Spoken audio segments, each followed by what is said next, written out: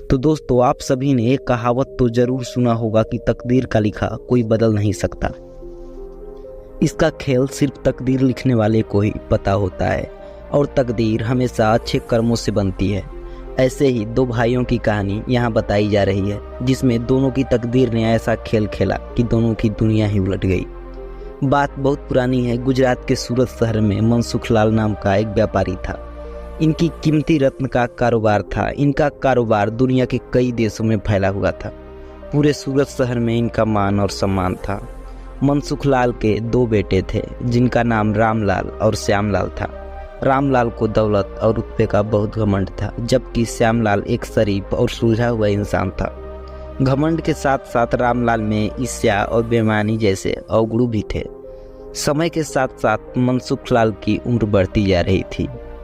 ऐसे में उनके दोनों बेटों ने कारोबार में पिता का अधिक से अधिक हाथ बटाना शुरू कर दिया। कुछ समय के पश्चात मनसुख लाल चल बसे और कारोबार का पूरा भार रामलाल और श्यामलाल के कंधों पर आ गया। बड़ा भाई होने के नाते रामलाल ने व्यापारिक फैसलों में अपनी मर्जी की चलानी शुरू कर दी। रामलाल बेईमानी और मक्कारी भरे फैसले लेने लगा। असली रत्न के नाम पर वह नकली रत्न का व्यापार करने लगा, जिससे उसका मुनाफा बढ़ने लगा। इस मुनाफे से उसका बाकी बचा चरित्र भी काला हो गया। दौलत के घमंड में वह परिवार में उन्मादी जैसा व्यवहार करने लगा। दूसरी तरफ शरीफ और सुलझे हुए श्यामलाल को शुरू में रामलाल की बेईमानी का इल्म तो नहीं हुआ, परंतु उसने उसके व्यवहार में परिवर्तन देखा तो पूरे माजरे को समझने में उससे ज्यादा देर नहीं लगी। रामलाल की करतूतों से श्यामलाल को बड़ा दुख हुआ। उसने रामलाल को समझाने और सही रास्ते पर लाने की कोशिश भी की, परंतु वह नाकाम रहा। उल्टे रामलाल श्यामलाल से खफा हो गया और व्यापार में बंटवारे का बहाना ढूंढने लगा। बंटवारे में भी उसने बेईमानी की, साजिश रची, घर में कलह का माहौल पैदा किया। अंततः रामलाल अपनी साजिश में सफल रहा और श्यामलाल के हिस्से के व्यापार पर भी वह कब्जा कर बैठा। रामलाल के व्यवहार से दुखी होकर श्यामलाल ने शहर में दूसरी जगह अपना ठिकाना बनाया और रत्न के अपने व्यापार को नए सिरे से शुरू किया। ईमानदारी की नींव पर शुरू हुआ श्यामलाल का व्यापार जल्द ही चल निकला। एक तरफ जहां श्यामलाल की ख्याति देश और विदेश में बढ़ने लगी, वहीं दूसरी तरफ रामलाल की करतूतों की पोल खुलने लगी थी। नकली रत्न के व्यापार के कारण रत्न बाजार में रामलाल की साख जोरदार का धक्का लगा और उसके व्यापार का दायरा सिमटने लगा। अंततः नौबत यहाँ तक आ गई कि बाहर क्या, अपने शहर का भी कोई व्यापारी रामलाल का नाम लेने से भी तौबा करने लगा। अब तो नौबत यहाँ तक आ गई कि रामलाल को धन के अभाव में भी अपना घर, दुकान, सामान तक बेचना पड़ रहा था।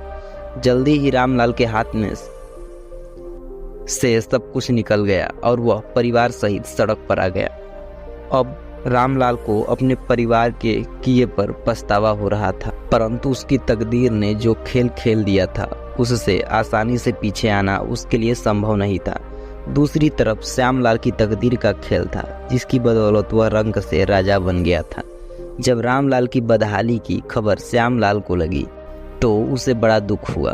पुरानी बातों को भूलकर वह भागा भागा अपने बड़े भाई रामलाल के पास पहुंचा और रामलाल के लाख मना करने के बाद भी उसे परिवार सहित अपने पास ले आया। यह भी तकदीर का ही खेल था। जिस भाई के साथ रामलाल ने बदसलूकी कर उसे सड़क पर पहुंचा दिया था, वही भाई आज उसे सड़क से उठाकर अपने घर में ले आया था। इस कहानी से यह शिक्षा मिलती है कि तकदीर कब किसके साथ क्या खेल दे, इसका अंदाजा कोई नहीं लगा सकता। हाँ, इतना जरूर है कि आपके कर्म ही आपकी तकदीर लिखते हैं। जिस तरह रामलाल और श्यामलाल के कर्मों के आधार पर तकदीर ने उनके साथ खेल खेला था, इसी तरह अच्छे कर्म करते रहना चाहिए। क्या पता कल तकदीर आपके साथ क्या खेल खेल जाए। इसलिए कहते हैं तकदीर का खेल बहुत निराला होता है। दोस्तों, किसी ने क्या खूब कहा है कि ढूंढने से कहाँ मिलते हैं तमन्नाओं के शहर, कि ढूंढने से कहाँ मिलते हैं तमन्नाओं के शहर, एक जुनून सा दिल में जगाना पड़ता है। और मैंने पूछा चिड़िए से कि कैसे बना आशियाना, और मैंने पूछा चिड़िए से कि कैसे बना आशियाना। बोली भरनी पड़ती है उड़ान बार बार और तिनका तिनका उठाना पड़ता है।